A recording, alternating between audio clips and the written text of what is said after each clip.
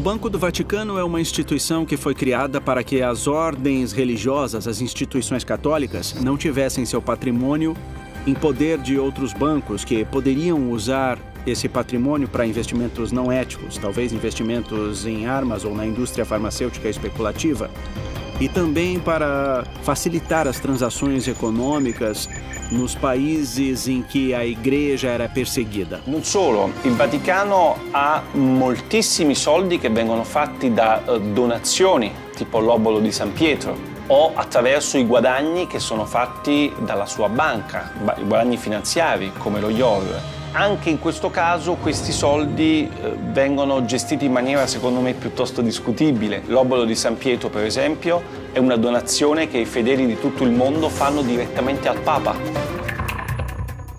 Que benefícios econômicos teve a Igreja Católica com o Banco do Vaticano como ferramenta de investimento e arrecadação?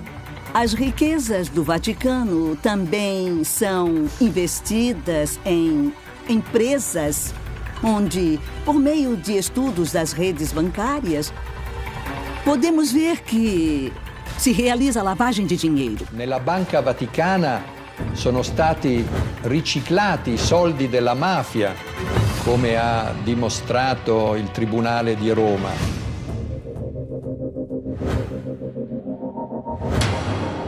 Questi soldi sono in parte stati investiti su azioni come la Pepsi Cola, come la Dow Chemical, come la Exxon. È ovvio che tutto questo senza nessuna trasparenza e senza che i cittadini italiani sapessero nulla.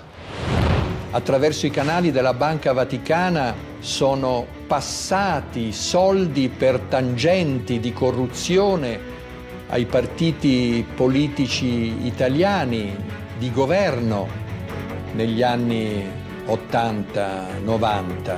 Questi soldi, anche i guadagni, non vengono quasi mai dati ai poveri, ma servono, e questo non lo dico io, ma lo dice un lavoro della Commissione europea, servono per le necessità dei dicasteri romani e dei cardinali. Faz muito tempo, muitas pessoas, entre especialistas e grandes teólogos, se fazem a mesma pergunta. Como é possível que a Igreja acumule tantas riquezas, sendo que há tantos pobres no mundo? Como historiador da Idade Média, eu visito muitas igrejas. E algo que temos que enxergar é a riqueza da Igreja ao longo dos séculos, diante da pobreza imensurável de muitos. E essas pessoas pobres, e não é à toa, já se rebelaram várias vezes contra a Igreja.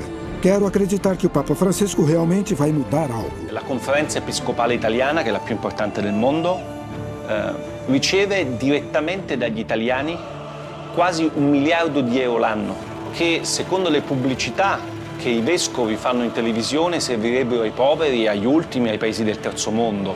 L'80% di questi soldi non va ai poveri.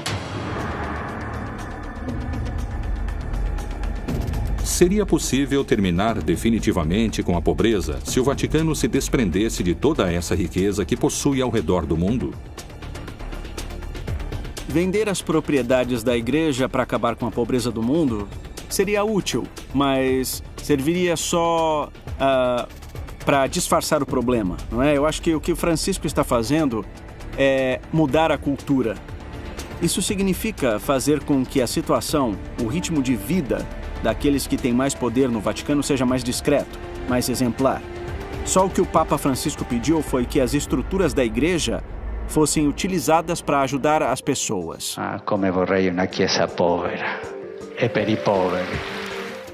A partir da frase "uma igreja pobre para os pobres", começou uma campanha de Francisco para tentar combater a corrupção e fazer isso de forma eficiente. Secondo qualcuno che pensa che il Vangelo debba essere una sorta di guida, no? del Vaticano, e il Vangelo non scrive da nessuna parte che gli apostoli e i successori di Pietro devono costruire una banca.